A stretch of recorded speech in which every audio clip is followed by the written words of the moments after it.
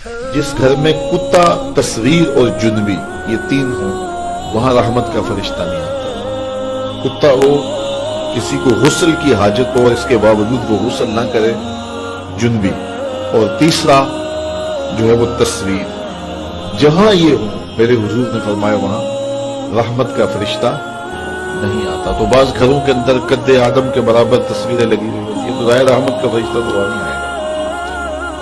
اور پھر یہ تصویر کسی تقدس مآب ہستی کی ہی کیوں نہ ہو تو پھر بھی اس سے گریز کرنے کا کہا گیا ہے۔ اور آج ہمارے گھروں کے اندر سکرین کے اوپر جو تصویریں چل رہی ہوتی ہیں اور جو مختلف چینلز کے اوپر چل رہا ہوتا ہے، تو پھر ہم کہتے ہیں کہ پتہ نہیں برکت کہاں اڑ گئی، میاں رحمت کے فرشتے تمہارے گھر میں کبھی آئے ہی نہیں، تو پھر برکت کہاں سے آئی؟ پہلے مال تھوڑا ہوتا تھا، پیسے لوگوں کے پاس اتنے نہیں ہوتے تھے، 100 روپے کا منہ کوئی دیکھتا تھا، لوگ پیدل سفر کرتے تھے۔ میں ایک دیہات کا رہنے والا ہوں، سارے لوگ پیدل شہر میں آتے تھے، لوگوں کے پاس دو سے زیادہ جوڑے نہیں ہوتے تھے، اچھا جوتا کسی کے پاس نہیں ہوتا تھا، شادیوں سے بڑے بھائی کا جوتا، چھوٹے بھائی کا جوتا، ایک دوسرے کے جوتے مانگ کے لوگ لے کے جایا کرتے تھے۔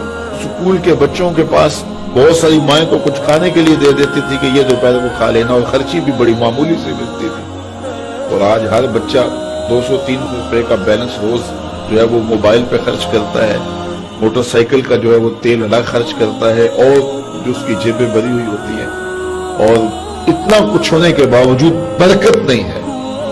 برکت جو ہے وہ پیسوں سے نہیں آتی، جب رحمت کے فرشتے آتے ہیں برکتیں لے کے آتے ہیں۔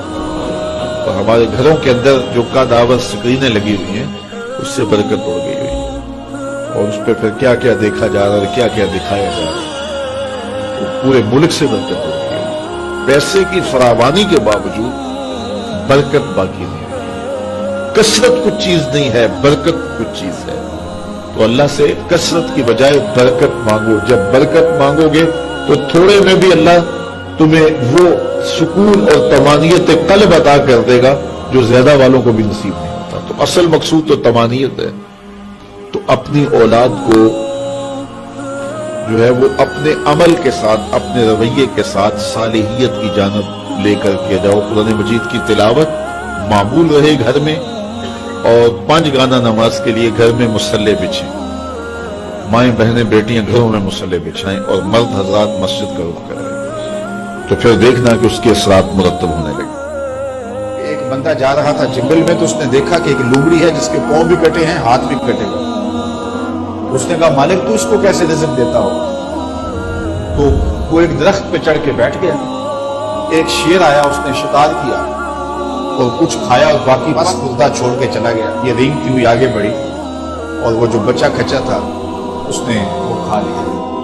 تو اس کا بڑا یقین حامل ہو گیا، اس نے کہا کہ مالک تو کتنا کریم ہے، اس کو بھی رزق دیتا ہے۔ ایک غار میں جا کے بیٹھ گیا، جب وہ بے دست و پا لومڑی کو رزق دیتا ہے، میں تو پھر انسان۔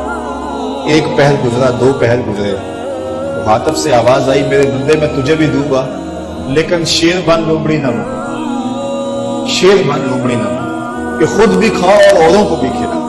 تو قسمت کا ہے جو مل کے رہتا ہے، اب وہ شیر بن کے لے لے یا لومڑی بن کے لے لے، حرام ذریعہ اختیار کر لے یا حلال ذریعہ اختیار کر لے، اب یہ ہمیں اس نے اختیار کیا۔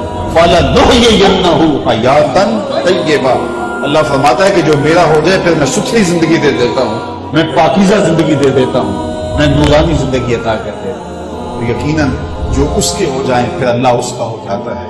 فَلَنُحْيِيَنَّهُ حَيَاةً طَيِّبَةً کا روپ چڑھتا ہے ان کے چہرے کے اوپر، زندہ ہوتے ہیں تو خوبصورت زندگی گزارتے ہیں، اور جب اس دنیا سے جاتے ہیں تو پھر بھی خوبصورت زندگی گزارتے ہیں۔ اللہ تعالیٰ ہمیں ایسا کر دے کہ مرنے کے بعد بھی ہمارے چہرے پہ رسول اللہ کے انوار کا عکس نمایاں ہو، اور دنیا کی زندگی میں رہیں تو ہم طمانینت کی زندگی، سکھ اور چین کی زندگی گزاریں۔ صبح سے لے کر شام تک ٹینشن، مصیبت، پریشانیاں، کیا ضرورت ہے اتنا کچھ لینے کے لیے؟ درود پڑھتے جاؤ، زندگی گزارتے جاؤ، زندگی سوچی گزارو، زندگی اوکھی نہ گزارو، جو اللہ نے دے دیا اس پہ راضی ہو جاؤ، بس ٹھیک ہے۔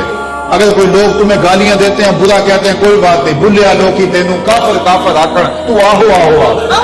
کوئی تکلیفیں دیتا ہے پھر بھی پریشان نہ ہو، رزق تھوڑا ہے تب بھی پریشان نہ ہو، زیادہ ہے پھر بھی ٹینشن نہ لو، اللہ کا شکر ہے اللہ نے جس حال میں رکھا ہے۔ اور سنو، میں کہتا ہوں کہ یہ ٹینشن فری حدیث ہے. حضرت علی المرتضیٰ فرماتے ہیں جو اللہ کے دیے گئے تھوڑے رزق پہ راضی ہو گیا اللہ قیامت کے دن اس کے تھوڑے عملوں پہ راضی ہو گیا. جو اللہ کے دیے تھوڑے رزق پہ راضی ہو گیا اللہ قیامت کے دن اس کے تھوڑے عملوں پہ راضی ہو گیا. تو خوش نصیب ہیں وہ لوگ جو اپنی زندگی کو اللہ کی رضا میں گزارتے ہیں اور اپنی آخرت کو بھی اس کی رضا کے سائے میں لے جاتے ہیں. اللہ تعالیٰ مجھے آپ کو اپنی رحمتوں کے سائے میں رکھے, دنیا آخرت کی بہاریں نصیب فرمائے.